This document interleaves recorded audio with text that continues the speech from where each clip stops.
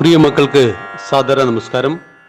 ഈ ആഴ്ചയിലെ സുഭാഷിതം ആശായാം യേ ദാസാഃ തേ ദാസാ സർവലോകസ്യ ആശാം യേഷാ ദാസീ തേഷാം ദാസായതേ ലോകഃ.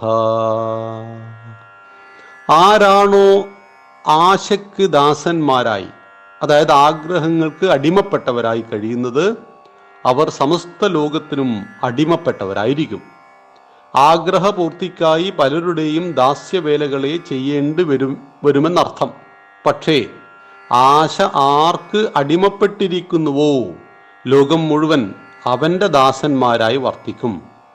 അത്യാഗ്രഹത്തിന് അടിമപ്പെട്ടവർക്ക് ഒരിക്കലും തല ഉയർത്തി നടക്കുവാൻ സാധിക്കുകയില്ല എന്നാണ് ഇതിൻ്റെ സാരം. ഇവിടെ എന്താണ് ഈ സുഭാഷിതം പറയുന്നത്?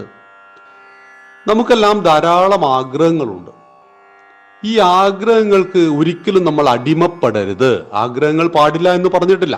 സ്വപ്നങ്ങൾ ഉണ്ടാവണം, ആഗ്രഹങ്ങൾ ഉണ്ടാവണം, സങ്കല്പങ്ങൾ ഉണ്ടാവണം, ഒക്കെ ഉണ്ടാവണം. പക്ഷേ അതിനടിമപ്പെട്ടാൽ ആ ആഗ്രഹം നിറവേറുവാൻ വേണ്ടിയിട്ട് നമ്മളല്ലാതായി തീരും. ഇപ്പൊ പറയാറുണ്ട്, എനിക്കൊരു രാഷ്ട്രീയ നേതാവാകണം. ചില ആളുകൾ പറയുന്നു. അതിന് രാഷ്ട്രീയത്തിൽ ഉന്നതരായ ആളുകൾക്ക് മുന്നിൽ അടിമവേല ചെയ്യുന്ന, സ്വന്തം വ്യക്തിത്വം പണയം വെക്കുന്ന ധാരാളം ആളുകളെ നമ്മൾ കാണുന്നു.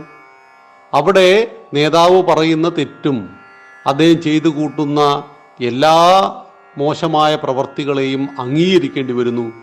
ഇതാണ് അധപ്പതനം എന്ന് പറയുന്നത്.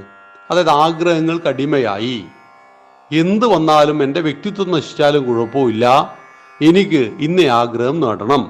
എന്നാൽ ഞാനെന്ന വ്യക്തിയാണ്, എൻ്റെ വ്യക്തിത്വവും എൻ്റെ അഭിമാനവും വളരെ വലുതാണ് എന്ന് സങ്കല്പിക്കുന്ന ആഗ്രഹങ്ങൾക്കും ആശകൾക്കും രണ്ടാം സ്ഥാനം നൽകുന്നുവെങ്കിൽ നിങ്ങളുടെ കീഴിലാവും അത്. അപ്പം നമുക്ക് ശ്രേഷ്ഠമായി കർമ്മങ്ങൾ ചെയ്യാം. മറ്റൊരാളുടെ കീഴിൽ ദാസനായി ജീവിക്കേണ്ടി വരില്ല. അപ്പം ദാസനായി ജീവിക്കുക എന്ന് പറഞ്ഞു കഴിഞ്ഞാൽ ഏതർത്ഥത്തിലാണ് ഇവിടെ നിന്നും മക്കൾ മനസ്സിലാക്കണം. അപ്പം നമ്മൾ ദേവന്മാരുടെ ദാസൻ എന്നൊക്കെ പറഞ്ഞാൽ ദാസവേലയെ ചെയ്യുന്നു എന്ന അർത്ഥത്തിലല്ല. അവിടെ നമ്മുടെ വിനയമാണ് കാണിക്കുന്നത്. ഇവിടുത്തെ ദാസൻ എന്നതുകൊണ്ട് ഉദ്ദേശിക്കുന്നത് നമ്മുടെ ആശകൾ നിറവേറ്റുവാൻ വേണ്ടി വ്യക്തിത്വത്തെ പണയം വെച്ചുകൊണ്ട് എന്തും ചെയ്യുവാൻ തയ്യാറാകുന്ന അതാണ്. അതുകൊണ്ട് നമ്മൾ ഒരിക്കലും ആഗ്രഹങ്ങൾക്ക് അടിമകളാകരുത്. ആഗ്രഹങ്ങൾ ഉണ്ടാവണം, പക്ഷെ അതിനടിമയായി തീരരുത് എന്നാണ് ഈ സുഭാഷിതം നമ്മെ പഠിപ്പിക്കുന്നത്.